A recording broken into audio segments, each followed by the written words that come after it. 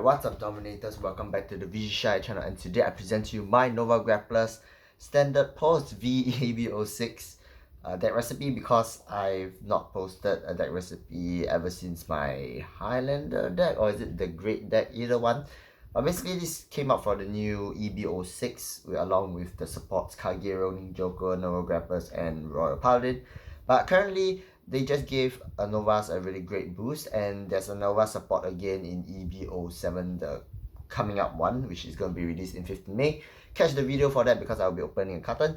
So yes, as you can see, this is the deck right here. We are gonna showcase the deck as usual. We're gonna go into the new new format or something like that, in which I show the deck first, then I explain the contents of the deck for those viewers that want to quickly see the deck and go off.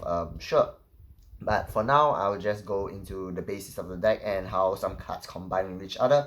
But other than that, yes, hope you guys enjoy the video, and yep, let's just jump right into it. So first we have the Great Tree. So I don't think I've actually explained Azure Dragon. So I have one SVR right here, the other 4 VRs. One of the best VRs actually in the set is actually still Azure Dragon, or either the Great would be the best VR, yes, the best VR. Skill is on place. Vanguard Circle, you may count +1, draw 1, call 1 from your hand, and then it's the main phase skill. You attack your opponent with the card that you just called from hand, obviously. So it nets you back that 1 card, and then if the attack did not hit, you stand that unit again. So most of the time, this skill will obviously be effective when your opponent's at 5 damage, because your opponent will have to guard enough to lose the game. But other than that, most of the times your opponent will let the attack through, because your opponent doesn't want your Vanguard to stand again, so it will stay rested. The other skill on the Vanguard skill is when this unit attacks. So when your Vanguard attacks, you may count +1, stand one of your Vanguards. Yeah, that's basically it. But it takes up 2 Counter Blasts, so make sure by your Great Tree, right, you actually have 2 Counter Blasts to actually work with. But at the same time, you got a Counter Charger in the deck, or heal triggers in the deck to counter charge for you. But basically, it's one of the best rights, first, second rights, I would say, to build up your Excel circles. And with XL2 coming out, it's actually really good because you actually +1 off Azure Dragon and get the extra attack off. Moving on, we got 3 Incest-Riser, not Incest-Riser, Incense-Riser. So one of the reasons why I play this card is because, not because it's cheap. I mean, the deck is relatively cheap, I understand, but the end game finisher of Incest-Riser, Incense-Riser is great because of the skill Vanguard Circle, count +1. When this unit attacks, you stand all the other rearguards on your additional rearguard circle. So basically, you stand all the rearguards on your Excel, quote-unquote Excel circles, which is really, really strong. It helps you gain the extra 2 to 3 attacks. After riding into Azure Dragon, you ideally want to go into Incest-Riser. So Incest-Riser, about 2nd, 3rd ride will be actually pretty strong, combined with this other Great Tree card in which you have. So take note that Incest-Riser and Azure Dragon have the Imaginary Gift XL, but this doesn't. So this is from V-EB06. It's called Maximum Riser, if I'm not wrong.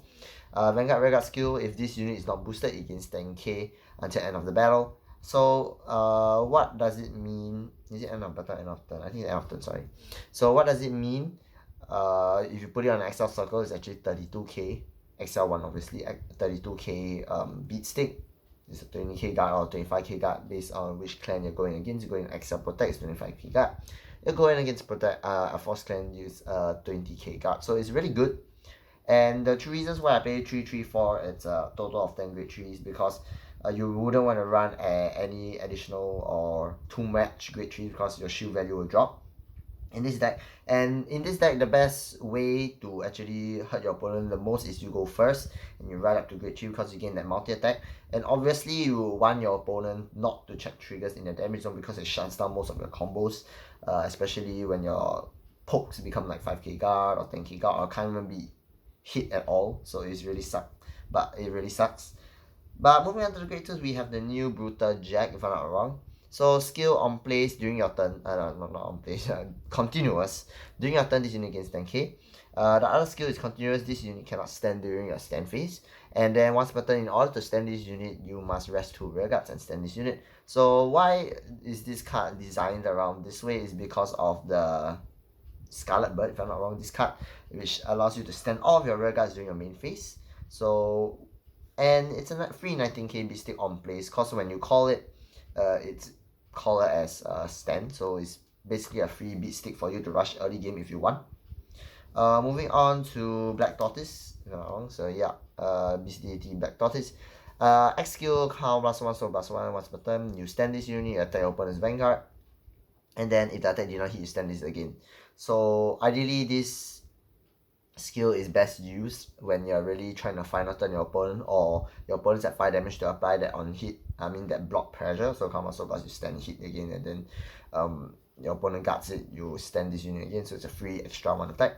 Take note there's an X skill, so it's a main phase skill, and it's not during your battle phase skill. So skills such as Azure Dragon's first skill and Black Tortoise first skill, there's only one skill for Black Tortoise, but yeah, it only allows you to activate, not activate, it allows you to attack and during your main phase. Yes, that's basically it. Moving on to King of Sword. So yes, this is the new promo, not new promo, what am I talking about? It's super old promo from V-EB06, but its skill is so strong. I didn't want to play 3 of him, so you can actually take out this guy right here, I don't remember his name, but basically this robot oiling the machine, or oiling something, pumping gas or some shit, I don't know. On place, Vanguard, Rearguard, so +1, choose 2 of units gains 3k, so it's really good. At the same time, if the units you choose and you have 5 rearguards on the board, 5 units, not 5 rearguards, 5 units including a vanguard, those 2 units, instead of gaining 3k, you gain 5k instead. So it really helps to hit that magic number, especially against Force Clans where most of the time your rearguards are hitting for like 19k. Even if they plus 3k, it's 22, it's still a 10k guard if your opponent's on a 13k base Force Clan. You would ideally want to pump the 5k to any one of your grade 2s or even your grade 3 Maximerizer right here to actually hit that extra magic number, so it's really good. Ideally want to play 2 to 3. I don't recommend playing 4, but you can play 4 if you want.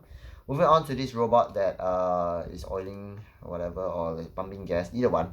On attack, Vanguard Rearguard skill, basically you have to attack anything, you don't have to attack the Vanguard for the skill to activate.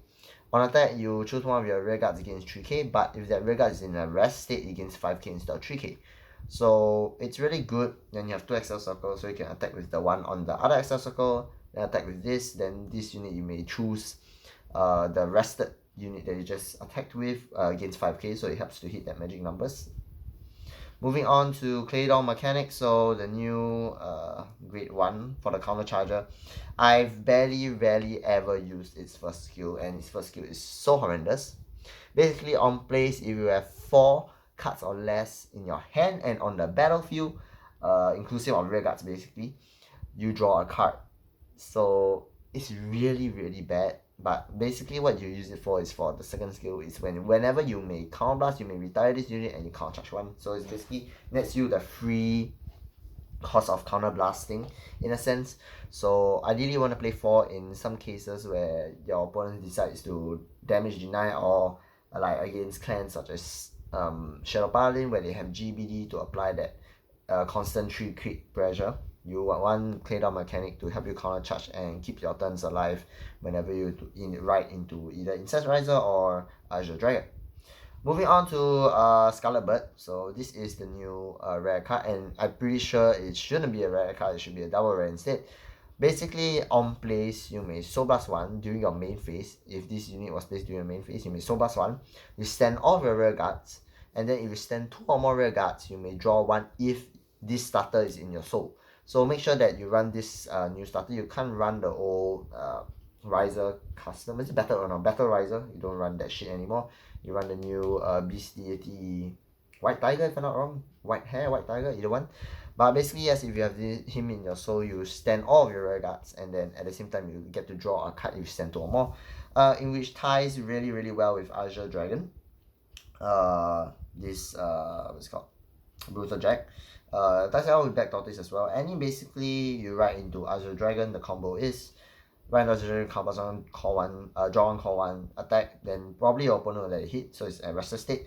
If you have Brutal Jack on the board already, so you may just use Scarlet Bird skill immediately to stand on rear guards, draw 1. Or either that, Take note that Brutal Jack's skill states that you have to rest 2 regards, so it can rest itself. Yeah, it's really weird in a sense that it can rest itself to stand itself. So take note that that is a possibility, just in case you really want to use the skill to draw one, in which I've done it many cases before. So take note that this is one of the best cards that to have in your hand. Moving on to Shout. So I don't remember the full name, because it's really long. As this case based unit, ideally you wouldn't want to run this in the deck because it's really high risk, I would say, but you get the high reward in it per se. Basically, the X skill, you may rest this unit, and when this unit is rest, you and your opponent both reveal the top cards of your deck. Whoever has the highest grade adds it to the hand. Whoever has the lowest grades adds it to their soul. And then if they are both the same grades, both players add it to the hand. Why do I say I run this card, and why do I say it's really high risk? Because some of the times where you get a trigger and your opponent gets a higher grade, they gain an extra shield, and then you just put that unit into your soul, so it basically forms a free soul charge for you for either one of the skills. But either way, it's really good in a sense that it helps me save some some attacks per se. Oops, there's this with as dust right here. Because when you rest this unit, sometimes I get my opponent checking the top card of their decks is triggers, and then they send it to the soul because I have a higher grade. So that saves me the time of getting triggers that actually pump to my rearguards, because if they do damage check the trigger because it was the top card of the deck, most of the rearguards or even my vanguard will be shut down per se, so you can't really hit the opponent's vanguard anymore. You have to hit their rearguards or something. So it's really helpful in some sense, but as I said before, it's really high risk, high reward per se, because yeah, just because it's Shout. You have a higher grade, you win. You have a low grade, you just suck thumb and cry. Yeah, basically that's basically basis of the deck. For triggers wise, I leave it up to you. You want to play fronts, you want to play crits, up to you. You want to play draw triggers, you want to play 8 draws, I don't care. It's not my personal deck. But basically, I've play tested with a lot, including fronts. I think the best trigger lineup for now is 7 crits, 1 draw, and 5 draws. 7 crit, 5 draws, including Twin Blader as the perfect guard draw, and then 4 heals, obviously. A lot of people have been running 6 draws, 6 crits, which I don't mind, but I feel that 5 draws and 7 crits is better because I really don't want to cut down on the shield value of the critical trigger. At the same time, it applies a lot of pressure with you running 7 draws, running 7 crits and 5 draws only.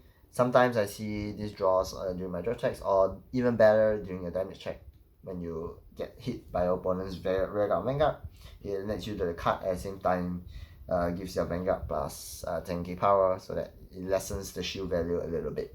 So yeah, thank you very much for watching. Hope you guys like this hopefully short, I never checked the time, of this Nova Grappler deck. Leave your comments down below on whether this deck is improving in the next set.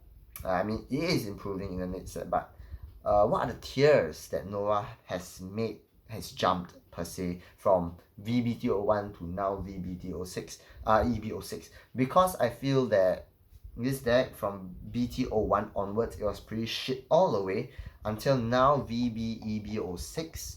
It actually got a decent boost, and it's actually, I would consider it a B to B plus tier, which is really good because this deck is all about going face, about rushing. So if you are that kind of person to just rush all in Vanguard, you don't want to use a lot of abilities to end your opponent off, you just want to hit face, this is the deck. And ideal deck price per se is really good. You keep saying per se a lot, but basically it's a really good budget deck to get. So yes, that's the basis of the deck. Hope you guys liked it. I'll be posting more deck recipes that fight soon. I hope the V-EB07 carton I'll be able to stream it, but it's in the morning or afternoon probably, so depends where you live in. I live in Singapore, so obviously the time zone is GMT +8. But that's all for today. Hope you guys like the video. This is ShiHai, and I'm out. Peace.